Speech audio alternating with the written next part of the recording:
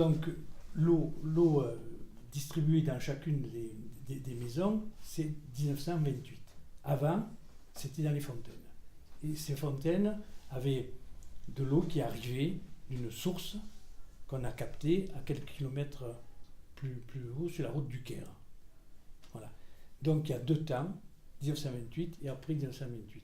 Alors, avant 1928, l'eau était d'abord captée avec, je dirais, comme ça se présente, quoi. Il n'y avait pas d'installation particulière.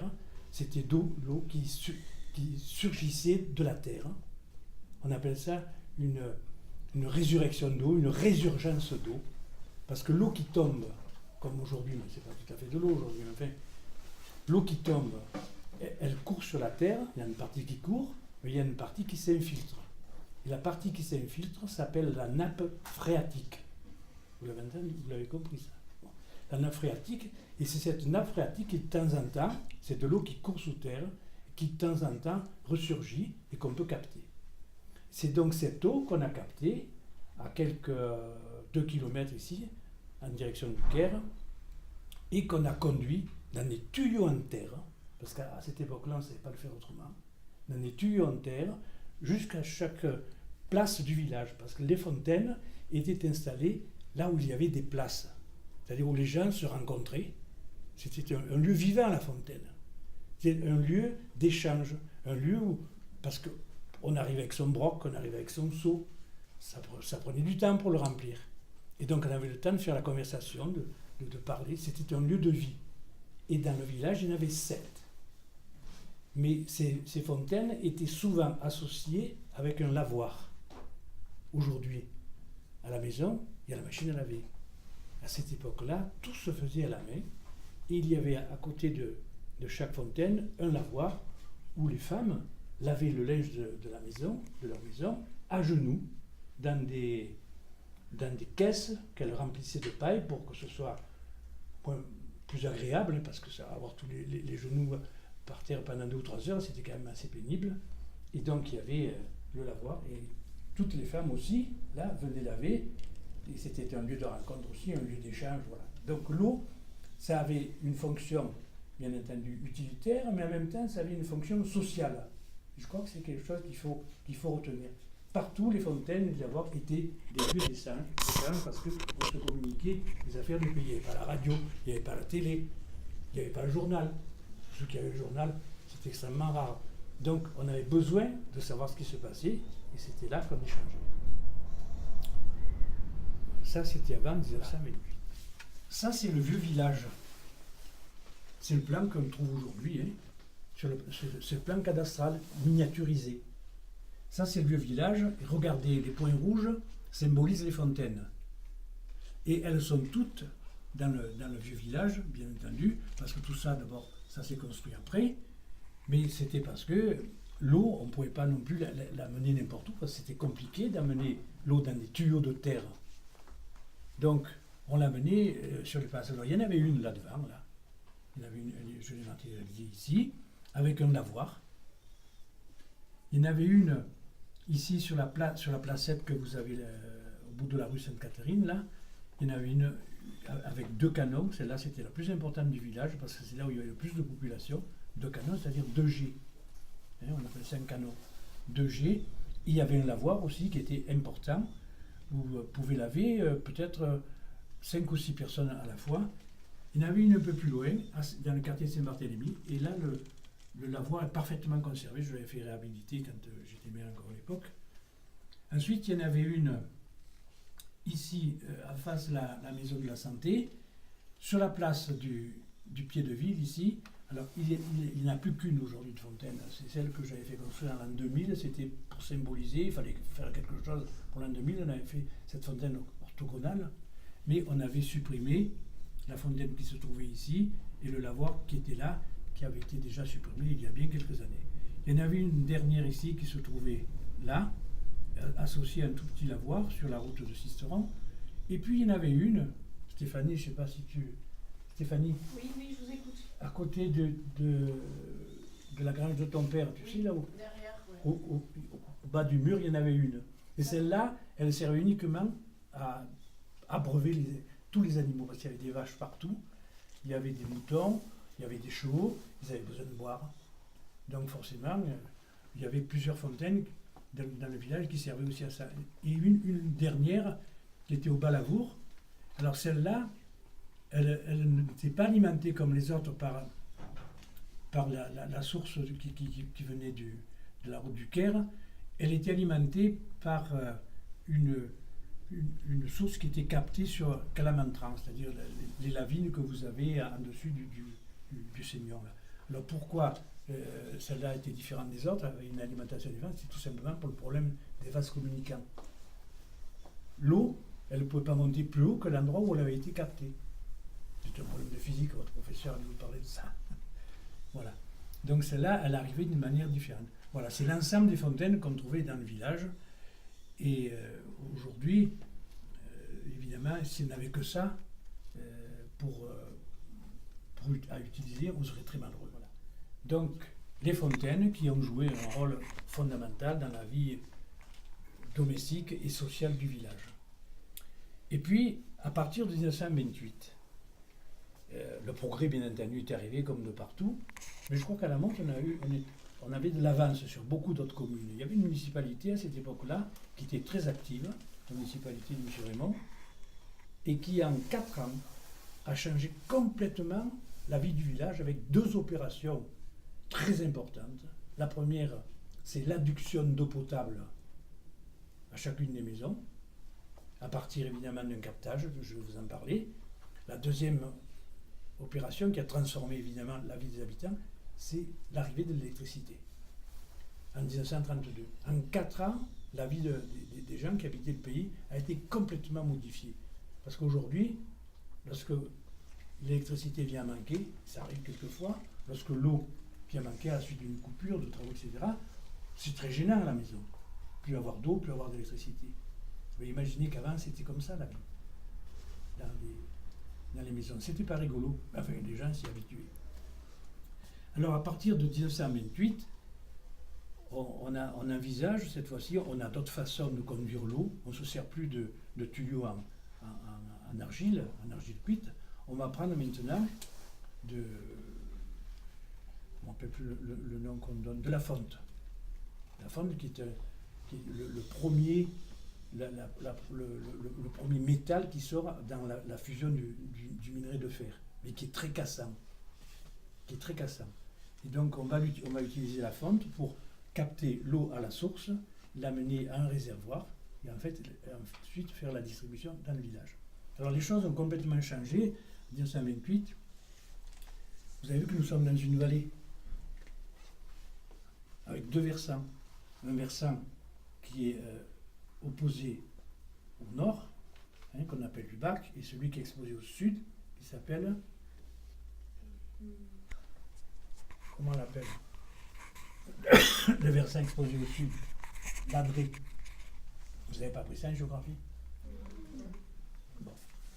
Donc, on capte l'eau, là. Alors, il faut aller toujours en direction de la route du Caire. Vous voyez où se trouve le rocher roux? Voilà, le rocher roux, c'est 1209 mètres d'altitude. À mi-pente, c'est-à-dire vers 900 mètres d'altitude, on a capté l'eau dans une source qu'on appelle le Toron.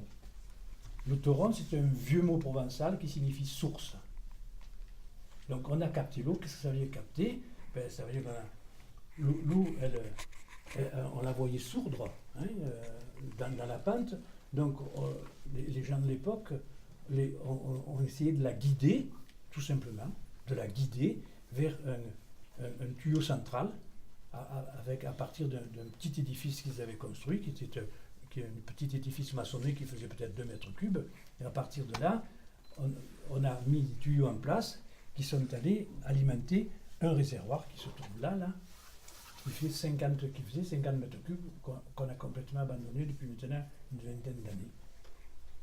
Et à partir de là, ce réservoir, qui accueillait 50 mètres cubes d'eau, permettait de distribuer l'eau dans toutes les maisons du village. Mais il y avait un robinet, il n'y en avait pas beaucoup, il y avait surtout un robinet à la cuisine, parce que c'est là qu'on avait le plus besoin d'eau. Après, les gens ont fait des je dirais des agrandissements dans leur maison. Le confort est arrivé petit à petit. On a mené aux toilettes, parce qu'il n'y avait pas de toilettes. Hein. Les gens faisaient leurs besoins à l'écurie. Tout le monde avait l'écurie. Tout le monde avait... il faut le savoir, la vie a complètement changé, mais à cette époque-là, les gens avaient des lapins, ils avaient des poules, ils avaient des chèvres, et tout le monde avait ça, et au bas de la maison, et on habitait à l'étage. Donc les besoins, on les faisait dans le tas de fumier. C'était comme ça, il faut quand même que vous le sachiez, les choses ont beaucoup changé, mais bon, faut que, c'est l'histoire. Donc un petit réservoir de 50 mètres cubes qui a permis une distribution dans tout le village. Voilà. Mais bon, après, progressivement, la consommation s'est faite plus importante au quotidien. Et l'été notamment, moi je me souviens quand j'étais petit, j'avais votre âge, il n'y avait pas suffisamment d'eau pour alimenter le village l'été. D'abord parce que la source baissait, et puis il y avait des estivants qui venaient, il y avait davantage de monde, il n'y en avait pas pour tout le monde. Alors on allait chercher l'eau. Pendant des années, on était allé chercher l'eau, on appelait ça la source de barrière sur le chemin du Caire. On allait chercher l'eau et on la ramenait au village dans des bidons, dans des arrosoirs, avec ce qu'on pouvait. Mais ce n'était pas pratique du tout. Alors on a décidé, la municipalité de l'époque, qui était celle de M. Régnier, a décidé de faire un réservoir plus grand. Donc on a fait un réservoir de 100 mètres cubes. Les choses sont allées beaucoup mieux, un peu au-dessus, à 15 mètres au-dessus, un réservoir de 100 mètres cubes. Et là, on a commencé à avoir un peu plus d'aisance. Mais ça n'a pas été suffisant, notamment lorsqu'on a construit l'internat du collège, en 83-84. Et là, eh bien, évidemment, on a été obligé, et c'est sous ma municipalité qu'on l'a fait, on a construit un réservoir de 500 mètres cubes qui se trouve au château, là. De part et d'autre, vous avez des antennes. Hein, l'une sert pour la distribution de... c'était l'ancienne ORTF, c'était notamment pour la 3, et l'autre qui est le pylône pour recevoir la téléphonie mobile. Donc avec 500 mètres cubes, on a pu se mettre à l'aise. Il y en a eu suffisamment pour, je dirais, alimenter tout le village sans aucune difficulté. Sauf que la source, depuis 1928, elle se fatiguait. Disons que son rendement s'était considérablement amenuisé. Donc en 2008, ça c'est pas très vieux, ça va faire 10 ans cette année, on a décidé de reprendre tous les captages et on a refait complètement le réapprovisionnement des sources. Et aujourd'hui, on a une capacité de production d'eau entre 500 et 700 mètres cubes au jour. Ce qui nous permet d'avoir une fourniture très convenable pour l'ensemble des maisons, mais aussi de laisser couler les fontaines. Parce que l'eau qui coule aux fontaines, elle est perdue. Enfin, elle n'est pas perdue. Et disons qu'elle n'est pas perdue parce qu'elle va évidemment rejoindre le Grand Ballon, mais bon, elle n'est pas utilisée, voilà ce que je veux dire. Contrairement à l'eau domestique qui sert dans chacune des maisons. Du temps des fontaines, à l'époque des fontaines, la population du village était plus importante qu'elle est aujourd'hui. La Motte comptait à peu près 850 habitants, c'est-à-dire 300 de plus qu'aujourd'hui. Et si on a perdu beaucoup de population, on était descendu jusqu'à 341 juste après la guerre, c'est tout simplement parce qu'il y a eu une dépopulation très forte, mais ce n'est pas la seule commune de la Motte qui l'a connue. Cette dépopulation, elle s'est faite en vagues successives. Il y a d'abord eu la révolution industrielle de 1880. Les gens ont quitté massivement les campagnes pour aller travailler dans les villes. Ensuite, il y a eu la guerre de 14 qui a été une véritable tuerie. Et vous avez vu sur tous les monuments aux morts, ici on a 26 tués, c'était tous des jeunes. Hein, ils n'ont pas fondé de famille. Après ça, il y a eu la grippe espagnole juste au début des années 20, qui a encore tué une trentaine de personnes. Et puis les gens continuent à quitter le pays, si bien qu'après la guerre 39-45, on se retrouve avec une population d'à peine 341 habitants. Voilà. Donc avant, il y avait une population très importante, très dense, et il fallait évidemment leur fournir de l'eau. Et le besoin était important. Même si il est plus important encore de nos jours avec moins de population, parce que de nos jours, quand on va aux toilettes, on tire la chasse, c'est 7 litres d'eau qui s'en vont. Et on compte en moyenne l'utilisation pour une personne. L'utilisation moyenne, on compte à peu près de 35 à 40 litres d'eau. Ça veut dire qu'une famille qui a 5 personnes, consomme à peu près entre 150 et 200 litres d'eau par jour. Et vous multipliez autant de jours qu'il y a dans l'année, vous avez la consommation annuelle. Hein, voilà. Et c'est cette consommation annuelle qui est payée à la mairie. Parce que ça aussi, il faut le dire, ici, l'eau, elle est publique. C'est une gestion publique. C'est la mairie qui gère, la production de l'eau, sa distribution, sa comptabilité. Alors, l'eau agricole. D'abord, il faut savoir que les villages, les habitats ne s'implantaient pas n'importe où. Ça, c'est une des premières choses qu'on doit apprendre. L'homme ne s'installait pas n'importe où. Il s'installait là où il y avait de l'eau. En bordure d'une rivière, en bordure d'un lac ou à proximité d'une source. Parce que l'eau, c'est vital, c'est fondamental. Donc il fallait absolument qu'on construise l'habitat là où il y avait de l'eau. Alors en ce qui concerne la motte, il faut savoir que les traces les plus anciennes du village remontent au XIe siècle. C'est pas très vieux, mais ça fait déjà quand même 1000 ans, quoi, si vous voulez. Hein. Donc on avait les premières traces qu'on a trouvées sur Balavour. Avec un copain, on avait fait des recherches, on était tombé sur il y avait 1110, il me semble, un truc comme ça. Une date qu'on a retrouvée sur une tuile. Donc ce qui a amené à penser que le village s'était construit progressivement à cette époque-là. Mais ce n'est pas le premier habitat. Le premier habitat, il est de l'autre côté du vallon, sur la rive gauche du Grand Vallon. Il y avait un prieuré qu'on appelle le prieuré de Saint-Étienne. Le quartier s'appelle encore Saint-Étienne. Qui a été le premier lieu d'implantation de la christianisation de la vallée.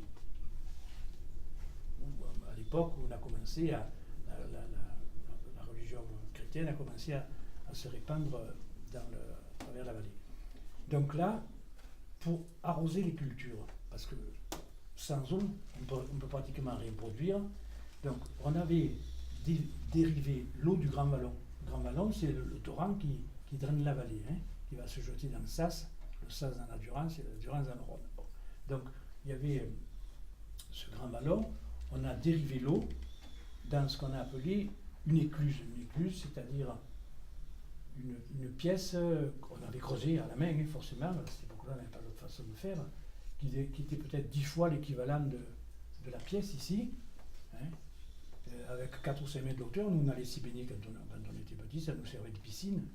On mettait l'eau en réserve là, et à partir de là, il y avait un canal, qu'on appelait le grand canal d'arrosage, qui, par gravité, et tout ça a été parfaitement étudié, avançait dans la vallée, mais tout sur le flanc est, là, après sud, avançait dans la vallée, et à partir de là, on ouvrait des martelières qui permettaient, une martelière, c'est une plaque de fer. Lorsqu'on la tire, l'eau s'écoule. Lorsqu'on a le tour d'eau est passé, hop, on la referme. Donc le Grand Canal desservait à peu près, dans la vallée, on a 280 hectares de terre, et il en desservait à peu près la moitié, 150. Parce qu'il y avait des endroits où on ne pouvait pas aller, forcément. Comme c'est par gravité, c'est le principe des vases communicants, ça ne pouvait pas monter.